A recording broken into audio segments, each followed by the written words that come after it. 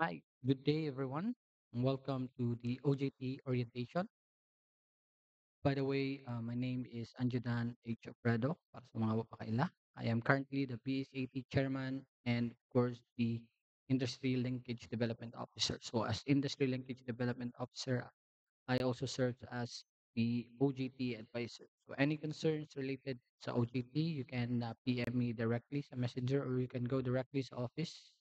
So my office is located sa Dean's office. So inside sa Dean's office, araw dito.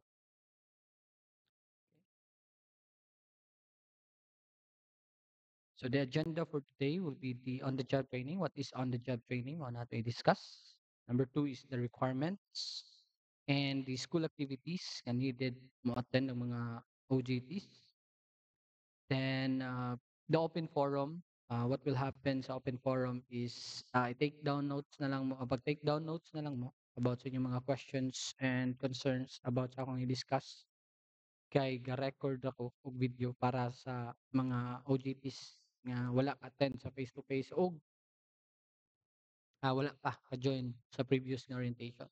So BS80 and BS Tech, I think man na sila. So ang BS IT na lang ang wala pa since on leave pa ko since January.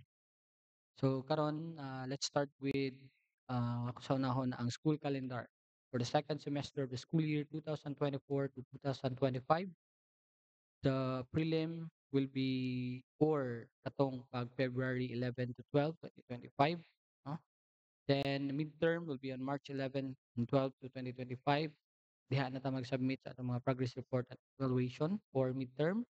Then semifinals will be in April and finals will be on May. So as graduating students, mag-una ta og finals. But since na mga OJTs nga off-sem or first sem pa ni silang OJT, especially katong BS80 and BSN Tech, kaya ang IT usara man naka semester, so need gyapon mo submit in advance para sa ma-appeal ninyo ang inyong progress report and evaluation. So katong mga wala pa idea unsa man ang mga progress report and evaluation, mao nato i-discuss uh, moving forward. So next is ako sa ipailaila no, we have the new president or we have our new president sa CTS for the school year 2024-2025 na bago lang nag-start. Siya si Attorney Aaron Lee S. Yap na siya makita dito sulod sa office sa ato ang president's office tapad ra sa vice president's office. Of course ato ang vice president still Miss Consolacion B. Repulyo. Nasa gyapon nato ang mga techbook director or ato ang techbook director Mr. Danilo Colipano, together with the laboratory supervisors, Sir Johnny Villegas for automotive, um, Michael Jandala for electrical, electronics, and rack, and of course, Sir Nilgar Carnable for RIT. Bago lang sa na timong laboratory supervisor si Sir Nilgar Carnable, huli ni Sir RT sa atong mga nakaila. Then we have our college dean, Miss Sindral Molina, napoy na ad, which is ako, BSAT chairman, and the ILDO. BSIT coordinator. So gawas nga laboratory supervisor si Sir Nilgar, siya sad ang ato ang BSIT coordinator and the college coordinator or SBO Engineer Peter John Rosario. So ay lang mo kalibog na ng mga title na chairman coordinator sa kami ni Sir ni Engineer ni Sir Nilgar ug ako is same lang mi og trabaho but in murag specialty lang or na specific like siya sa IT ako sa automotive then si engineer is sa NTech and of course sa Gen Ed. And with the help or ang amo lang pinaka main nga supervisor is ang college dean. Mao gimitan ni college dean. So mao na ang update sa ato ang manpower sa ato ang CTS. So before na to sugdan sa requirements or before ta moabot sa requirements ato sang let me discuss what is on the job training. So in on the job training lahi na ni siya when it comes sa ato ang gitawag og hands-on learning. So sa atong eskwelahan natay hands-on learning experience but in on-the-job training diha na gyud ka makakita nga ang kaning imong hands-onan is dili na ni pwede nimo nga pagsawon lang or willing lang ka nga pera ning maguba no. Kay sa eskwelahan man gud is murag complacent ra kita nga ay pera ning maguba eskwelahan bitaw ni ana di ba? But mana ang training sa eskwelahan. But when it comes to on-job training, we have to be more careful kay kanay inyong mga devices nga gunitan is actually pwede na mo makabayad. But mo na in on the job or sa on the job training we can have or you can experience hands-on learning. Mm.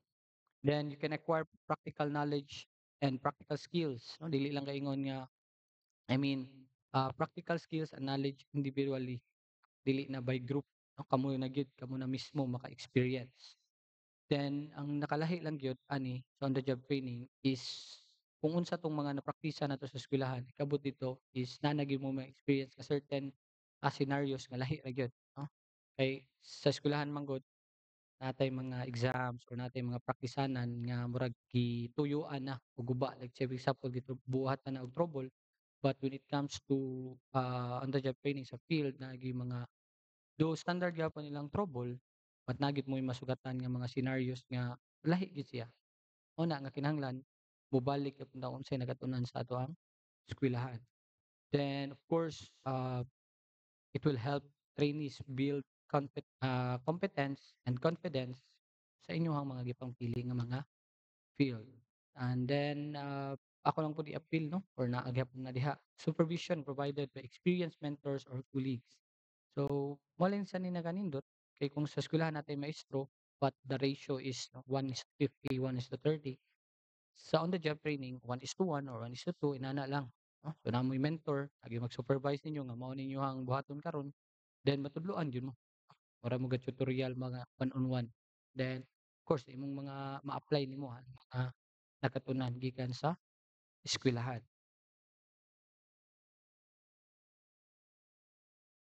So, in school versus industry, natin gitawag og theoretical learning versus practical application. Sa eskwelahan, we learn theories, concept, and principles in the classroom through lectures, textbooks, and exams. But in OJT, ma-apply na ginato no, the theories nga gitudlo ni sir, no? Concept to real-world tasks and situations, allowing you to see how they work in practice. So, dili na ni parihas kaayo sila. No? Though, same gyapon, kay naa man gyapon mo'y basahon, magbasa mo og let's say repair order, then kamo na pud ang mo apply na gyud. Ang nakanindot lang is i-apply na gyud nato or ninyo in actual. Next is the simulations and projects versus real world tasks. In school natin mga projects no pabuhaton mo mga mock-up, pabuhaton mo mga gitawag nato og mga pareha ng mga case studies, no? So sa industry or in OJT, mo-handle na gyud mo og actual tasks. Dili na gyud na siya ingon nga pisanan pa. It is an actual task, project, and responsibilities within a company dealing with real outcomes and consequences. So, sa school, mapalpak ka, ano, ay, lang na, ay, kung gasto mo, gasto rata. But in OJT or in the industry, diyan na gyud mo no nga kamoy mahinungdan nga nung makabayan ng company. So, mo na, again, more careful in dealing with the industry. So, mo na nga dili gid pataka kay basin niya nagsalig mo ba nga murarag eskwelahan projects. You will handle actual na gyud nga tasks, no? Especially kani nga automotive, safety or AI ang mga electrical or tanan no nag-deal ta with electrical or electricity gyud sa inyong mga trabaho, ma-IT, ma-Intech, ma-automotive man. So careful lang. So guided learning versus independent decision making. So mao gini usa number one gyud nga dapat natong makatunan sulod sa pila ka buwan natong pag-OJT. Kaya in school, learning is often guided by instructors with clear instructions and structured support. Sa wa bay klareng instructions.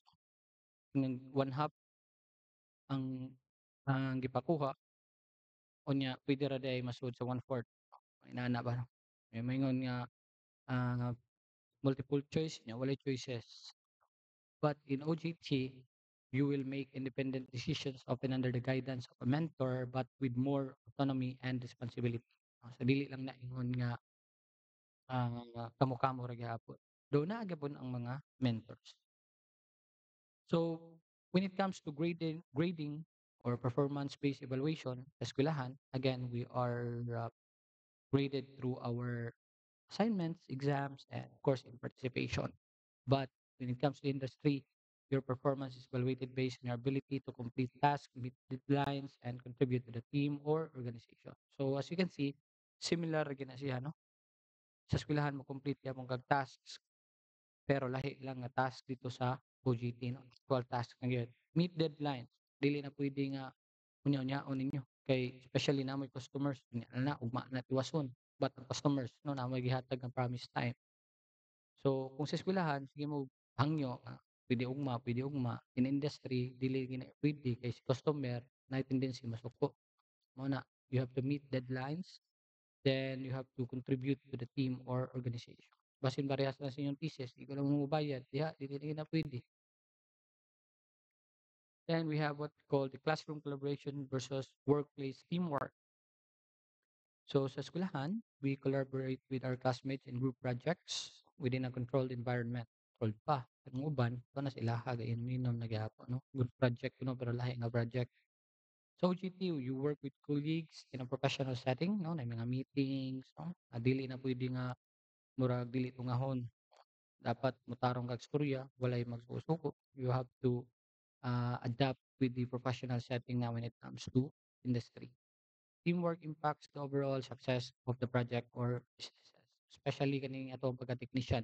Teamwork gyapon ni. Kung sa eskwelahan amoy teamwork, no, magkinopyahan na mo sa quizzes, inig-abot niyo sa OJT do dili na matawag og kinopyahan na no kanang mga mugopya kasi ang technique. Actually mao na nay imong ikahatag sa imong mga kauban sa teamwork ninyo nga kung ikaw naka-experience na kaani siya galisod, di lang pod ihungit. Tudloan sa nimo siya nga maka-discover siya unsaon niya sa iyang kaugalingon. But of course, you have to guide him or her para makatabang po ka. Then, hypothetical scenarios versus real-world problem solving.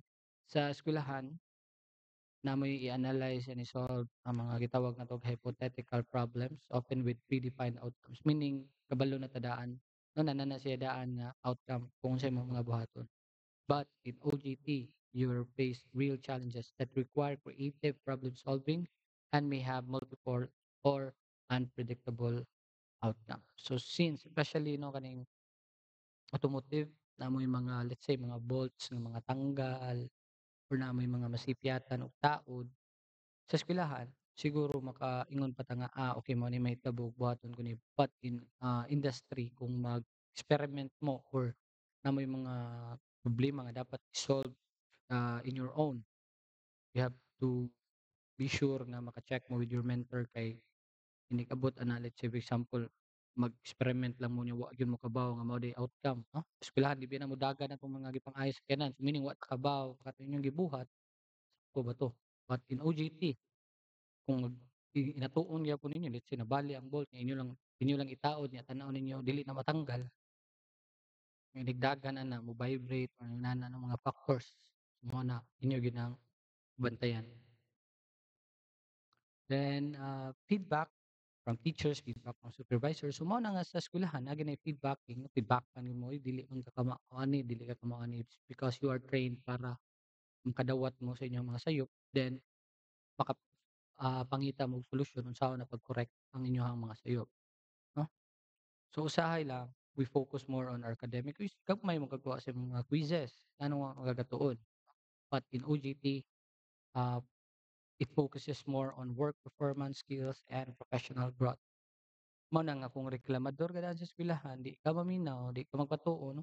Sige lang kay ingon, "Ay dili kuan, si kuan gani, si kuan." Inig-abot nimo sa OJT, inana gyapon ka.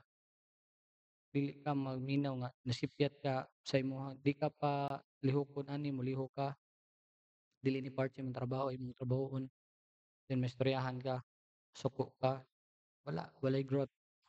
You have to be sure nga mo-adapt ka unsa na ang, real, world experience. Then we have what we call the learning environment and professional environment. So most likely school mangot is primarily education. We focus more on learning and development sa self and attitude na to sa skills do na gyapon na of course no number one gina skills and attitude. Then sa industry, the environment is professional with a focus on productivity, efficiency, and contributing to the organization's goal. So mo na ang inyong ma-experience dito sa professional environment dili na naingon nga basta kay nitunga lang ka, you need to contribute yun. Mura gyapon na siya og sa thesis pa, dili lang ingon kay nibayad ka then o pasar ka, balik-balikon yun na kay daghang kay ginana dun. So in summary, the comparison between in-school scenarios and on-the-job training highlights how OJT bridges the gap between academic knowledge and real-world application. So it will help the students to adapt the workplace culture, build networks, and take on responsibilities with making it a crucial step preparing for a successful career. So dapat uh, naging mo'y makatunan within your OJT. Dili lang kay human ninyo OJT mura ra gyapon og mga students no nga wala murag wala pa mo ka-experience sa real world ba. Dapat murag ready na, preparation na na. Because according to Malcolm X, the education is the passport to the future, for tomorrow belongs to those who prepare for it today. Mao gina nga mga life coach ato ang barugan usahay. So mura ra nag-ingon nga kung ganahan ka mag-workout, lisod kayo na nga di ka mag-prepare daan karon. Diretso lang ka, bangon mo diretso lang kag workout, walay kay mga stretching or wa kay mga pre-workout routine. And of course, ako lang siya na-share by John Dewey that education is a lifelong journey that goes beyond formal schooling, especially that or as we continuously learn from our experiences and interactions. So learning is applied through our everyday life, to everyday interaction. So every day or tagadlaw sa atong ginabuhi, we learn something new. So ano to, no? For our what is on the job training. So let's proceed with our requirements para makagraduate na ta. Ang uban, katiwas ng OJT. So let's start with the first one. Pinaka-importante is what we call the MOA. MOA is what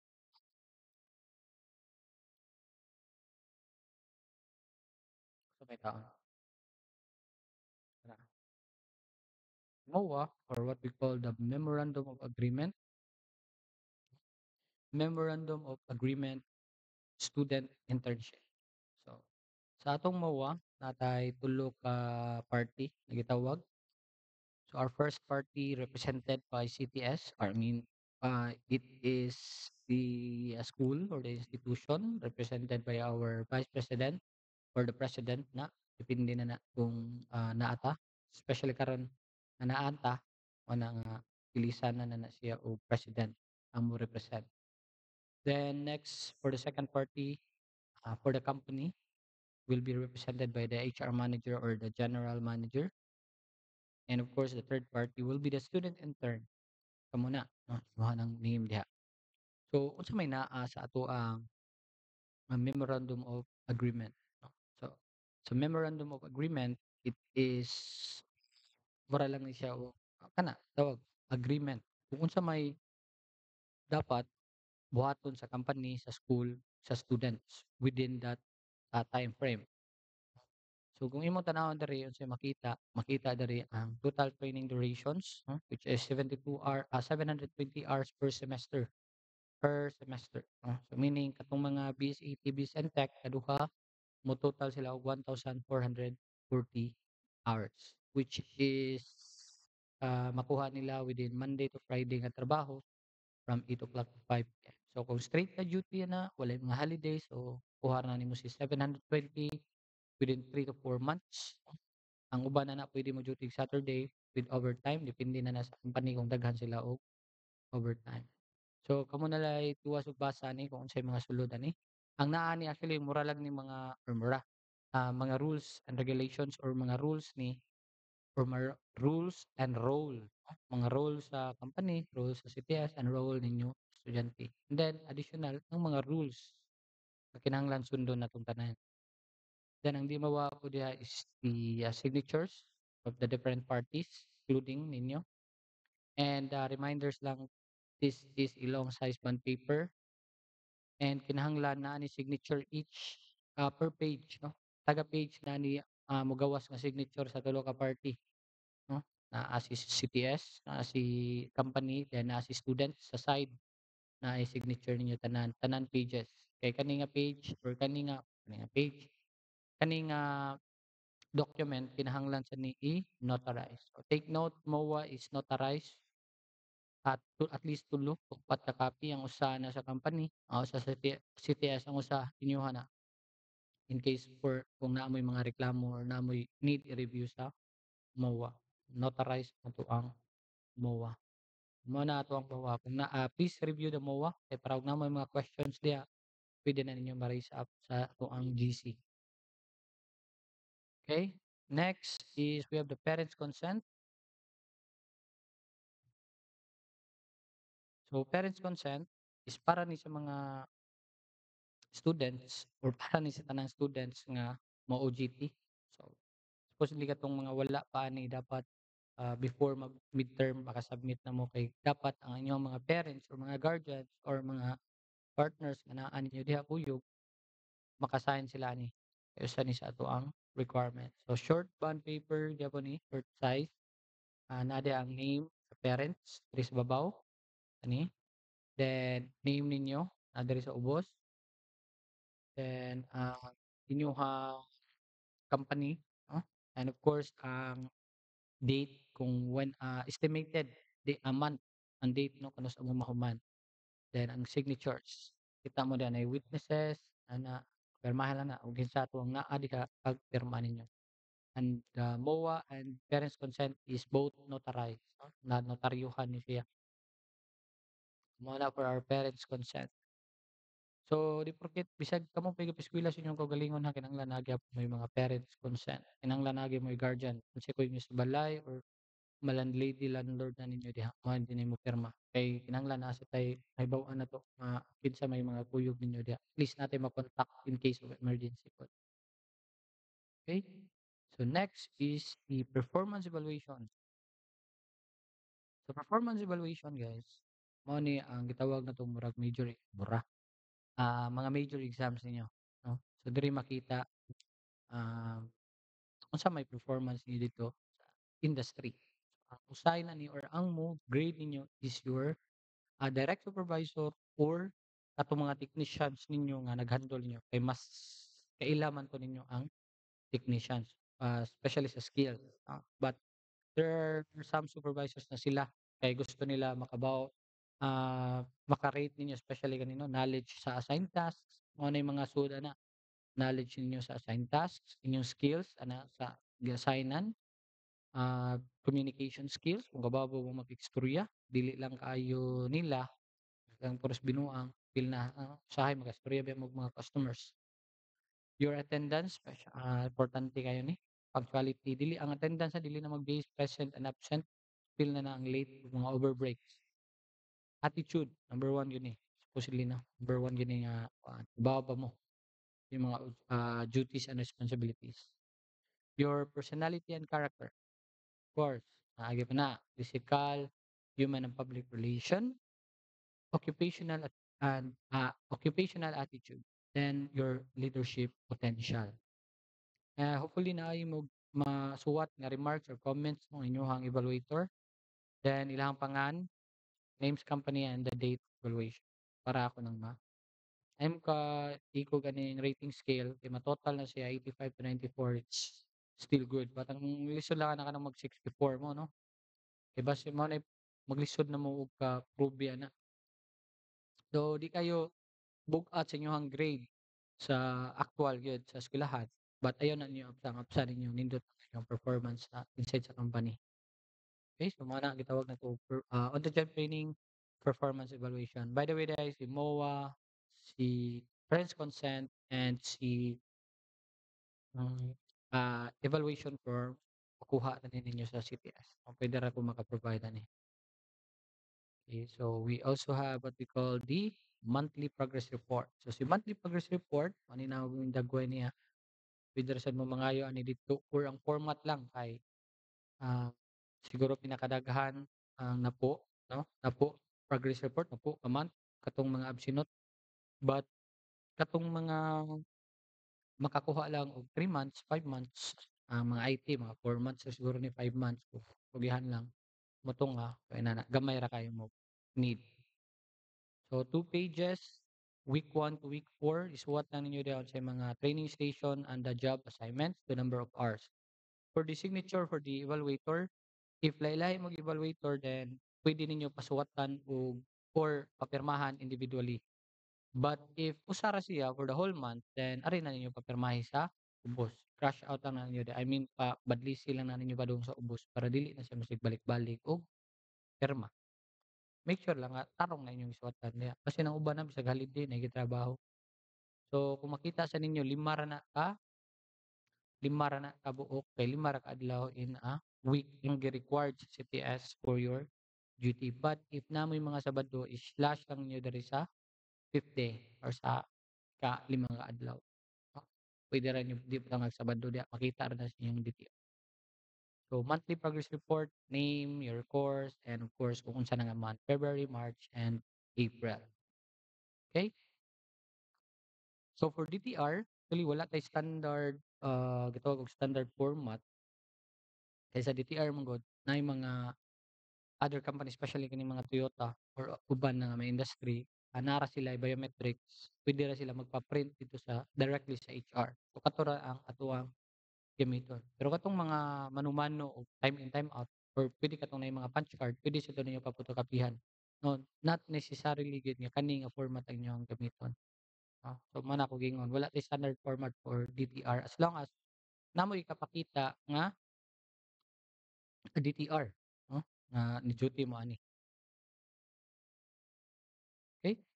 So akong balikon mao ra to ang requirements mga dili pa na mao wala pa tay final kuan. So mao pa na ang atong mga requirements sa atoang gitawag og OJT gikan sa MOA, consent, evaluation, monthly progress, and the daily timesheet or DTR. So naa sa tay gitawag og asan man ni? Di siya maapil og kakita lagi diri. Tara dahi. So natay for compilation ang katong nangutana sir na may compile. So natay i-compile pero kato akong i-discuss mao to yung mga sulod ani ato ang compilation. Mao na ning dagway. Naga pun tay front page, title page, the job training, name sa school, usa sa ni sa requirements sa CHED pangitaon ni nila, gawas ana usa sa ni sa ako ang requirements kay para sad mo maka-graduate. Kay mao ni akong basihan pod, usa pod ni sa akong basihan nga makabalo ko kung unsay naa na nga company or kinsa 'to nga company 'no, nindot sa kayo sa basahog balik.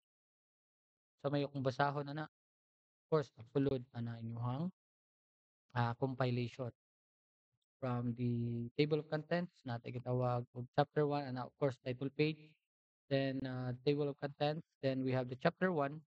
So diri makita ang atoang brief history and background of the company nga inyong gi-OJT-han, including the organizational chart if makakuha mo na or ako sure ko makakuha mo na with sa HR, especially kung daghan mo sa isa ka company pwede ra na usarang mangayo then i-share lang sa inyong mga kauban, no? Then for chapter 2 we have the weekly or what we call the monthly progress report compilation, no? Katong pila ka months mo nag-OJT so dapat mao pod na ang naa diha pila ka month kato nakita mo to ninyo na yung mga weekly nga to. So mao ra na ang pasabot diha weekly or monthly ato na lang usbon. Weekly or monthly progress report. Then chapter 3 we have the performance evaluation, prelim to final, but sa performance evaluation ang akong pakayon ra is midterm and final. So katong mga tagduha ka semester nag-OJT, BSAT and BSNTech, so I need 4 or dapat na amoy upat sa performance evaluation sa inyong compilation. For BSIT at least or naa gid mo dapat duha, no, sa inyong compilation. So after sa performance evaluation, i-appeal ninyo or maghimo mo gitawag na to og reaction paper, dili picture ra dinay mo tama na picture ba. Pwede ra pero dapat na gyud isuwat. Na ako gibutang diha nga mga ginatawag na 'to guide questions para at least mao na inyong sundon, no, para sa format. What I have learned from the experience, technical. So gawa sa technical experience, i-appeal na lang ninyo if namoy na-experience dito or namoy na-learn from your experience about life, about trabaho, appeal na ninyo dito. Then of course, my experiences with the people around me, ah, alam mo 'pag MMK, especially ining the most memorable event during my OJT training bisan na ay mag-MMK ba, memorable kaya akong OJT kay na ni first day pa lang ana. Puwede ninyo i-brief lang, kailan kayo patas, eh. Then what I can recommend for the improvement of the OJT program. So puwede ninyo i-appeal na may mga concerns, aray ninyo ipagawas ang mga hinanakit. What I can recommend, si sir dili kayo mokuha namo ana, mo na inyong ibutang diya. Then my advice to those who will take their OJT in the near future, advice sa ninyo 'no, na ako nabasahan dahil kay isa na, "Sir ayaw na pag-deploy 'no, don't deploy OJT ani nga company kay nani ang kuan, nani ang manager." So mao na, ingon ninyo nga mao ni ang pagawsanan sa inyong mga hinanakit sa inyong mga gipang OJT-han. So another thing dayon ang improvement of the OJT program can include 'no, kung namoy na-feel ba nga, need ni itudlo sa eskwelahan sir kay pag-abot namo diri ngangami ani nga part. So puwede i-appeal ni sa program sa eskwelahan like, kinahanglan mo advance na ang mga equipments, kay sa OJT namo mga advance na kayo wala may kabaw mo gamit, inana nga mga, concerns dapat masulti na ninyo dito. Be honest lang, wala may mawa ani dili man ta mohagkungon kung inana. Actually, mo nay ganahan ako makita diri kay para ma-improve pod ang eskwelahan in the near future. For documentations, 'no, mga pictures during duty, naay uban company mobawal og picture, pero puwede mo maghangyo na at least pang remembrance pud ninyo nga nag-OJT mo dito. Puwede lang. Ay lang siguro niyo kay 5 pages, murag album na. At least usa ka man paper nga nay mga 5 to pila ka pictures nga masud niyang klaro pa mo, na lang. Then for chapter 4, we have the pertinent document. Muna ako mga gipang-discuss ganina. So letter of application, katong mag-apply ninyo ana nga, company. I hope nag-save mo copy. Then the parents waiver consent or parents waiver or ang consent, katong giingon kanina. Then pinakaimportante is the certificate of completion or certificate of training dito sa inyong giuditihan. Wa pa gyud mo ka-complete, kasi say for example padung na mo submit pero wa pa gyud mo naka-complete, then at least, certificate of training nga nag-training pa mo dito. Pangayo lang mo ngadto sa HR ninyo unsay ilang kahatag, nagpamatuod nga naa pa mo sa ilahang company. Pabutangi lang ninyo og estimated nga mahuman mo ana nga date. Then the endorsement and the recommendation letter gikan. Gikan gyapon na nako, wala di ko na na-discuss no ako din na ipakita ron. Endorsement and recommendation, so gikan na nako, no? Mao na akong unang ihatag ninyo before ang MOA. Unya ako mohatag og MOA if madawat na mo. Then DTR ang nag-state pila na ka oras, then ang MOA, ma-appeal na siya diha. Then for chapter 5, student profile, we have the, medical requirements kaning mga nag-red meaning ani optional. Wala gani mo ani, then ay na mo pagpa-medical. Ito lang mga gi-required sa ilang company before sila nag-start, no? Dapat nasod mo copy ato unta ng mga nag-red. Then we have the student evaluation form. This student evaluation form is i-evaluate me as a school or ako siguro as an instructor. Gapon tay form ana dito. Then the curriculum vitae. So curriculum vitae or katuning resume, mas maayo CV. Similar lang na sila no, special format na siguro ang CV. Maayo inato lang inyo suot para mas clear. Okay? Inani ni dagway ani, gamay ra ni. Chapter 1 down to chapter 5. Murag gyud pug thesis. So, ako siya i-open ang katong kuan, hmm, endorsement para nasa may idea sa din ang endorsement or unsay now ng endorsement letter. Let's see, share kayo niyo.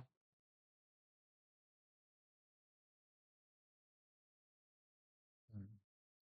So, mao ni dagway sa atuang endorsement letter.